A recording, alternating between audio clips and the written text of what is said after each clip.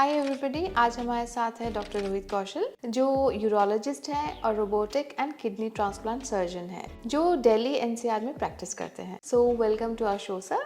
तो सर हम लोग आज जानना चाहेंगे कि व्हाट इज़ प्रोस्टेट, मतलब क्या है जो थोड़ा सा कॉमन आदमियों को हमें पता नहीं है, तो थोड़ा एक्सप्लेन करिए। सो प्रोस्टेट एक ऐसी ग्लैंड होती है जो कि सिर्फ मेल्स में देखी जाती है और ये हमारे ठीक ब्लैडर के नीचे होती है एंड पेशाब के रास्ते के चारों तरफ होती है, तो इसे हम कहते हैं प्रोस्टेट ग्लैंड।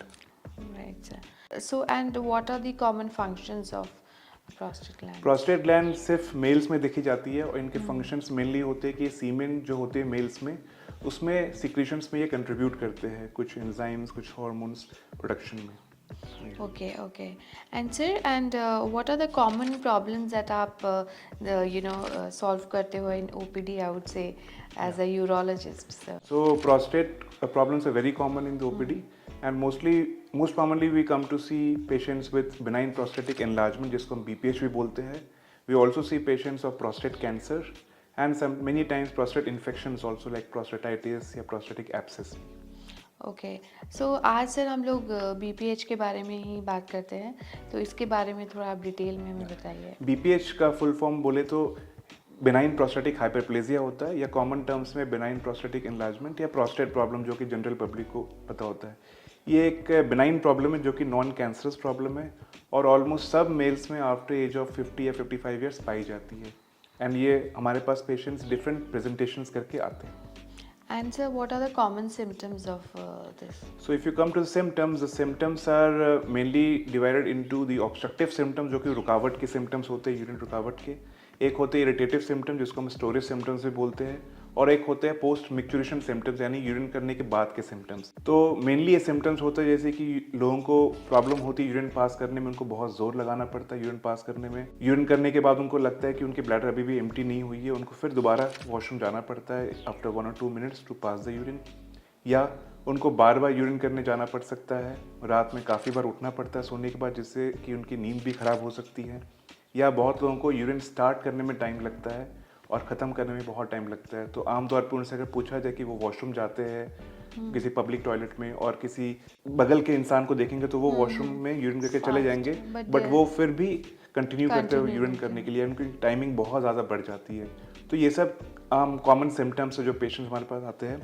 इसके अलावा कभी कभी पेशेंट्स हमारे पास यूरिन इन्फेक्शन करके भी आते हैं कि उनको प्रोस्टेट एनलार्जमेंट की वजह से बार बार यूरिन इन्फेक्शन हो रहा हो, या उनको ब्लीडिंग हो सकती है यूरिन में, या उनको किडनी में स्वेलिंग हो सकती है जिसकी वजह से किडनी फेलियर में भी जा सकती है। तो ये सब भी अनकॉमन सिम्टम्स है, बट ये हमारे पास पेशेंट्स ऐसे भी आते हैं OPD में जो कि कॉम्प्लिकेशन करके आते हैं बिकॉज ऑफ BPH। ओके, क्योंकि सर कई बार मेरे ख्याल से जो डायबिटीज़ के पेशेंट्स होते हैं उनको भी यूरिन के फ्रीक्वेंसी में तो वो लोग इस I think the best way is to diagnose it, है ना? एग्जैक्टली, डायबिटिक पेशेंट्स में और भी ज़्यादा इन्फेक्शन का रिस्क बढ़ जाता है अगर उनको प्रोस्टेट प्रॉब्लम है और उसको सही समय पे डायग्नोज नहीं किया गया हो या ट्रीट नहीं किया हो गया हो।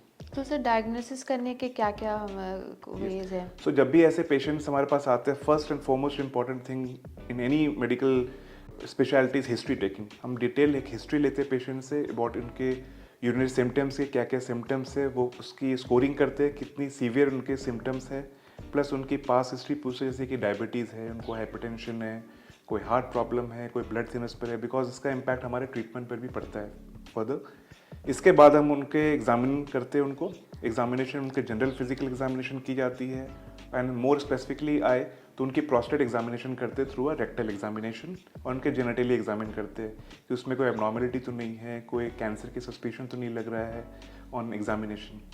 Once history and examination is done, then we come to some investigations, जो कि कुछ रूटीन इन्वेस्टिगेशन होते हैं और कुछ स्पेसिफिक इन्वेस्टिगेशंस फॉर प्रोस्टेट होते हैं।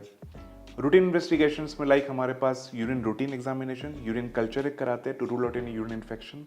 उसके बाद उनकी एक बहुत इंपॉर्टेंट टेस्ट की जाती है, उसको हम बोलते हैं यूरोफ्लोमेट्री। ये यूरोफ्लोमेट्री टेस्ट के माध्यम से हमें मालूम पड़ता है कि उनकी फ्लो कितनी कमज़ोर हो गई है, क्योंकि बहुत बार पेशेंट्स बोलते हैं हमारी फ्लो तो अच्छी है, बट जब हम फ्लो कराते हैं फ्लो बहुत ही पुअर होती है और वो किस तरह बेयरली पास कर रहे होते हैं urine with great difficulty, but उनको ये एहसास नहीं होता है। तो यूरिन फ्लो टेस्ट हम हर पेशेंट्स में कराते हैं जिनमें भी हमें प्रोस्टेट की प्रॉब्लम की डाउट होती है। इसके बाद हम उनके एक अल्ट्रासाउंड कराते हैं जिससे कि हमें प्रोस्टेट की साइज़ मालूम पड़ती है, किडनीज़ में कोई स्वेलिंग तो नहीं है, कोई स्टोन्स तो नहीं है किडनीज़ में या ब्लैडर में उनके, ये सब आइडिया लगता है। प्रोस्टेट साइज बहुत इंपॉर्टेंट है बिकॉज उस पर हमारी ट्रीटमेंट भी डिसाइड होती है। Various surgical techniques and medical therapy उस पर भी कुछ हद तक डिसाइड होती है। तो और इसके अलावा हम और एक ब्लड टेस्ट कराते हैं PSA, जो कि एक कैंसर स्क्रीनिंग ब्लड टेस्ट है, जिससे कि हमें कैंसर की शंका होती है अगर वो एबनॉर्मल रेंज में हो तो ये सब जनरल हम टेस्ट कराते हैं इन सब पेशेंट्स में जो हमारे पास आते हैं टू डायग्नोज देयर एलिमेंट। वो है क्या है। एंड सर यूरिन कलर से भी कोई लेना देना है इसमें?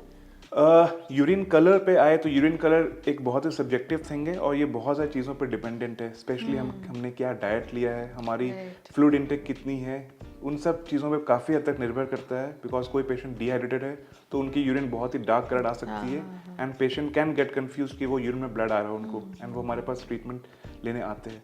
तो हम एक हिस्ट्री पहले लेते हैं डिटेल कि उन्होंने क्या डाइट ली है, उनकी हाइड्रेशन स्टेटस क्या है, उसके अलावा यूरिन रूटीन पे हमें काफ़ी हद तक आइडिया लग जाता है। एंड यस, कभी कभी एक विजिबल ब्लड है यूरिन में तो obviously it is very obvious to the patient and to the doctor as well, और फिर हम आगे फर्दर इन्वेस्टिगेशंस करते हैं कि क्या रीज़न है। And sir, lastly, we'd like to know about the treatment options for prostate. या सो लाइक मैंने आपको पहले बताया, हम एक डिटेल हिस्ट्री करते हैं, एग्जामिनेशन करते हैं पेशेंट्स की और कुछ टेस्ट करते हैं।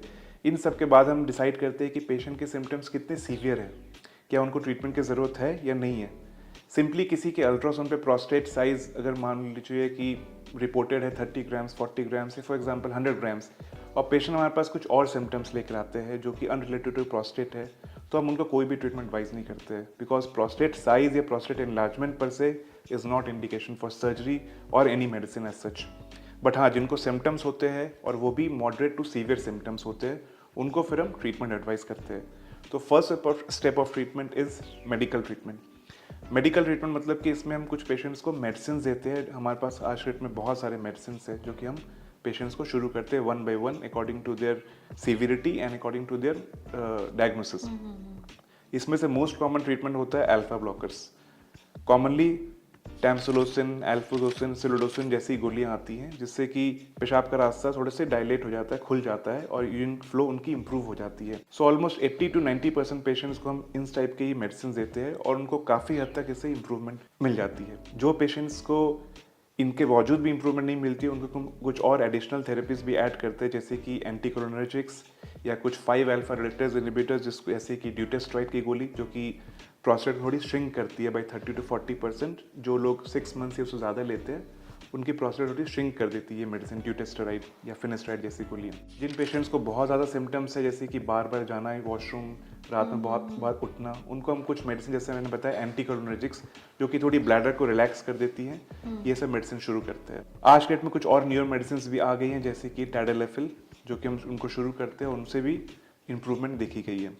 आफ्टर दिस, अगर जो पेशेंट्स को मेडिसिन के जैसे साइड इफेक्ट काफ़ी हो रही हैं या वो टॉलरेट नहीं कर पा रहे हैं या अफोर्ड नहीं कर पा रहे इतनी लंबी समय के लिए मेडिसिन, या उनको कॉम्प्लिकेशंस हो रहे हैं जैसे कि उनकी यूरिन में बार बार ब्लीडिंग हो रही है, उनको बार बार यूरिन में इन्फेक्शन होना लगा या उनके किडनी में स्वेलिंग डेवलप करने लगी हो, उनको स्टोन्स बनने लगे बिकॉज ऑफ प्रोस्टेट एनलार्जमेंट। सो इन सब कंडीशन में फिर हम उनको बोलते हैं कि दे ऑफर अ सर्जरी, तो उनको फिर हम सर्जिकल थेरेपीज के लिए ऑफर करते हैं and we ask them to stop the medicine और एटलीस्ट कंटिन्यू जब तक उनकी सर्जरी नहीं हो जाती है। ओके, एंड सर सर्जरी से फिर रिकवरी का क्या टाइम है? सर्जरी पे आए तो सर्जिकल प्रोसीजर आज के डेट में जो गोल्ड स्टैंडर्ड है वो है TURP, जिसको हम बोलते हैं transurethral resection of prostate. No, ये एक एंडोस्कोपिक सर्जरी है जिसके थ्रू हम यूरिन के नेचुरल रास्ते से अंदर जाकर with the help of our instruments हम इनकी प्रोस्टेट सर्जरी कर देते हैं और इनकी एक रास्ता क्रिएट करते हैं, tunnel like a tunnel in their urinary tract so that they can pass the urine comfortably. अब इस ऑपरेशन को करने के बहुत सारे तरीके हैं, कुछ इलेक्ट्रिक करंट से कर सकते हैं, कुछ लेजर्स भी आ गए आजकल जैसे होल्मियम लेजर, थोल्मियम लेजर, उससे कर सकते हैं। और इसके अलावा आज के डेट में हमारे पास कुछ मिनिमली इन्वेजिव थेरेपीज भी ऑप्शंस अवेलेबल है। जो पेशेंट्स ये सब सर्जरीज नहीं कराना चाहते हैं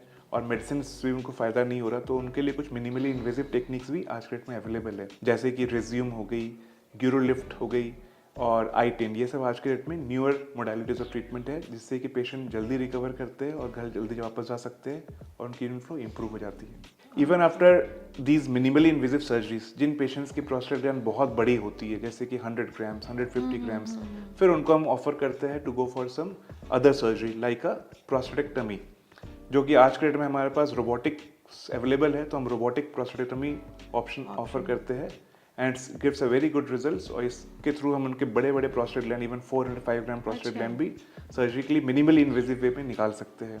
जिन सेंटर्स पर रोबोट की सुविधा नहीं है उन सेंटर्स पर लैप्रोस्कोपी या ओपन सर्जरी से भी ये ऑपरेशन की जा सकती है। Okay, sir.